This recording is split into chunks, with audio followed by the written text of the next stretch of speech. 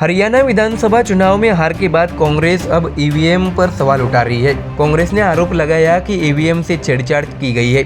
इस संबंध में कांग्रेस ने मंगलवार को चुनाव आयोग में शिकायत दर्ज कराई। इस बीच कांग्रेस प्रतिनिधि मंडल ने बुधवार चुनाव आयोग के अधिकारियों से भी मुलाकात की। इस समय कांग्रेस ने शिकायत वाली ईवीएम को सील करने की मांग की है।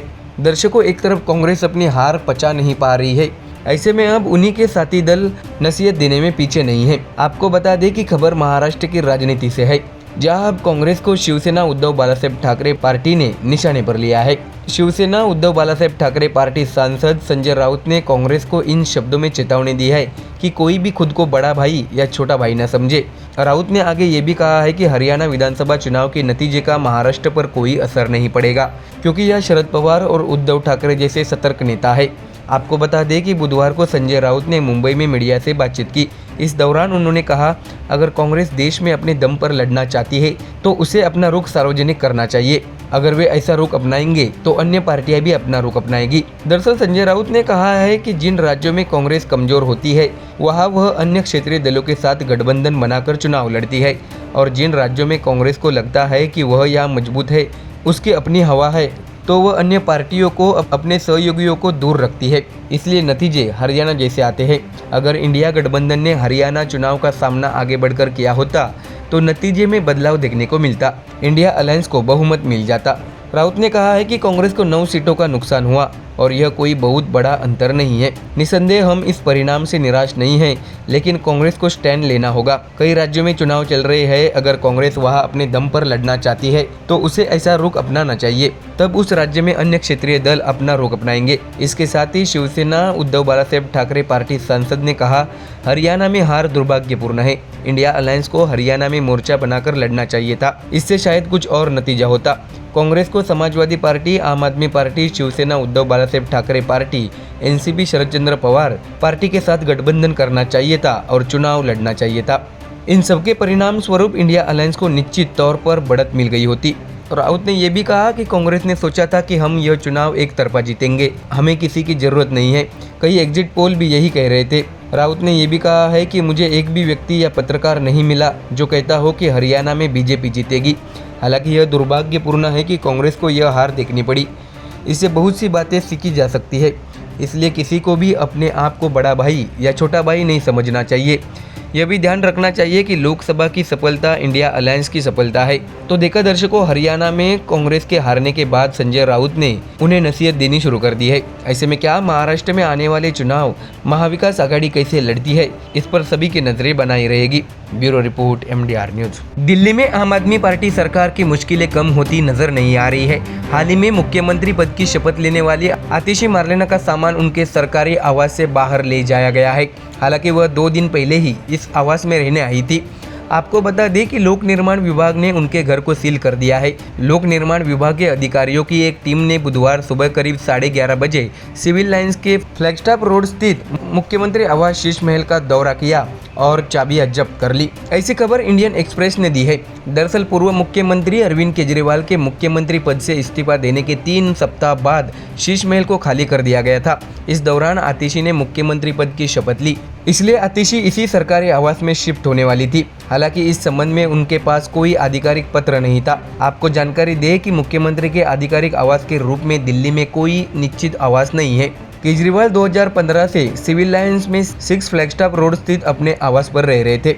बाद में 2020-21 में उनके घर का पुनर्निर्माण किया गया। आपको बता दें कि इस शीश महल पर करोड़ों का खर्चा होने के कारण अरविंद केजरीवाल की काफी आलोचना भी हुई थी। इस बीच मुख्यमंत्री कार्यालय ने इस कार्रवाई को अभूतपूर्व बताया है। मुख्यमंत्री कार्यालय से दावा किया है कि देश के इतिहास में पहली बार मुख्यमंत्री को घर खाली करने के लिए कहा गया है। बीजेपी के इशारे पर उपराज्यपाल ने मुख्यमंत्री आतिशी मार्लेना का सामान जबरन छीन लिया। उपराज्यपाल की ओर से बीजेपी के एक वरिष्ठ नेता को मुख्यमंत्री आवास देने की तैयारी चल रही है। इसके साथ ही मुख्यमंत्री कार्यालय ने कहा, 27 साल से दिल्ली में वनवास भोग रही भाजपा अब मुख्यमंत्री आवास पर भी कब्जा करना चाहती है। दर्शकों, आपको जानकारी दे कि बुधवार को दोपहर में एक साइकिल रिक्शा, एक मिनी ट्रक अलमारियां और कुछ पुट्टा के बॉक्स मुख्यमंत्री आवास से बाहर लेकर गए। प्रवेश द्वार के पास बैगेज स्कैनर को सफेद कपड़े में ढक दिया गया था। अधिकारियों ने ये भी कहा कि सीएम कैंप कार्यालय बंद कर दिया गया है और कर्मचारियों को परिसर छोड़ने के लिए कहा गया है। आपको ये भी जानकारी दे कि इस बीच सतर्कता निर्देशालय ने मंगलवार को मुख्यमंत्री के सचिव को नोटिस भेजा है। लोक निर्माण विभाग के निर्देश के बावजूद घर की चाबियां नहीं सौंपने पर मुख्यमंत्री के विशेष सचिव समेत 3 अधिकारियों को कारण बताओ नोटिस जारी किया गया है। ये मुख्यमंत्री कैंप कार्यालय में तैनात अन्य अधिकारी है। अधिकारियों को 7 दिनों के भीतर अपना जवाब प्रस्तुत करने का निर्देश दिया गया है। तो देखा दर्शकों, कैसे केजरीवाल के सीएम पद से इस्तीफा देने के बाद भी आम आदमी पार्टी की मुश्किलें खत्म होने का नाम नहीं ले रही है।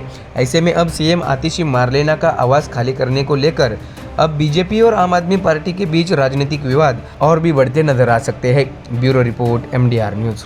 दोस्तों, राजनीतिक पंडितों और एग्जिट पोल्स को चकमा देते हुए हरियाणा चुनाव के नतीजे बीजेपी के पक्ष में गए। बीजेपी ने 90 में से 48 सीटें जीतकर स्पष्ट बहुमत हासिल किया, जबकि सत्ता की दावेदार मानी जा रही कांग्रेस को 37 सीटों पर ही संतोष करना पड़ा। ऐसे में अब राजनीतिक दल कांग्रेस को नसीहत और सीख देने में जुटे हुए हैं। आपको बता दें कि हरियाणा विधानसभा चुनाव में बीजेपी ने भारी जीत हासिल की है।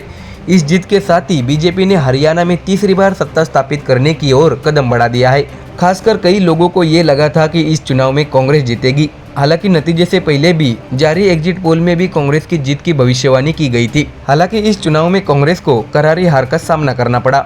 इस बीच इस फैसले के बाद तरह तरह की राजनीतिक प्रतिक्रिया सामने आने लगी है। ऐसे में दर्शकों, आपको बता दें कि इस नतीजे को लेकर AIMIM प्रमुख असदुद्दीन ओवैसी ने भी कांग्रेस पर गंभीर निशाना साधा है। NI से बातचीत करते हुए असदुद्दीन ओवैसी ने इस फैसले पर टिप्पणी की है। उन्होंने कहा है कि कांग्रेस को अपनी अक्षमता के कारण हरियाणा में हार स्वीकार करनी पड़ी है। हरियाणा में ऐसे अनेक तत्व थे जो बीजेपी के खिलाफ थे। हालांकि कांग्रेस फिर भी बीजेपी को रोकने में नाकाम रही। अगर कांग्रेस ऐसी स्थिति में भी बीजेपी को नहीं रोक सकती तो यह बेहद दुखद है।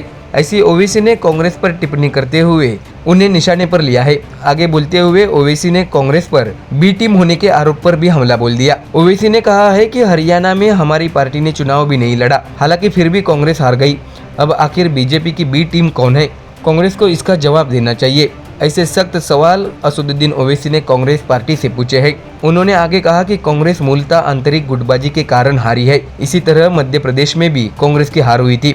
आपको बता दें कि इस बीच हरियाणा में हार के बाद कांग्रेस ने ईवीएम पर सवाल उठाए हैं। इस बारे में पूछे जाने पर ओवैसी ने कहा है कि ईवीएम को जिम्मेदार ठहराना आसान है, जबकि कांग्रेस जहां जीतेगी उस समय ईवीएम अच्छी होती है। हालांकि जब कांग्रेस पार्टी की हार होती है तो उसमें दोष होता है, यह सही नहीं है। ऐसा जबरदस्त हमला ओवैसी ने कांग्रेस पार्टी पर बोल दिया है। आपको बता दें कि NI से बातचीत करते हुए ओवैसी ने यह भी कहा है कि जम्मू कश्मीर विधानसभा चुनाव के नतीजे बेहद समाधान पूर्वक है। उन्होंने नतीजे पर टिप्पणी करते हुए कहा कि जम्मू कश्मीर के लोगों ने अनुच्छेद 370 को निरस्त करने के फैसले के खिलाफ वोट करके भाजपा को हरा दिया है। मूल रूप से यह सोचना धर्मनिरपेक्ष लोगों का काम है कि भाजपा को जो सीटें मिली वो कैसे मिली। ऐसा कहते हुए ओवैसी ने तंज भी कसा है। तो देखा दोस्तों, कैसे चुनाव में हारने वाली कांग्रेस पार्टी को मुंह दिखाने की जगह नहीं मिल रही है। इसके साथ ही बाकी विपक्षी दल भी कांग्रेस को नसीहत देने में जुटे हुए हैं। ऐसे में अब ये देखना होगा कि आने वाले विधानसभा चुनाव में कांग्रेस पार्टी का साथी दलों को लेकर स्टैंड क्या होता है। Bureau report MDR news.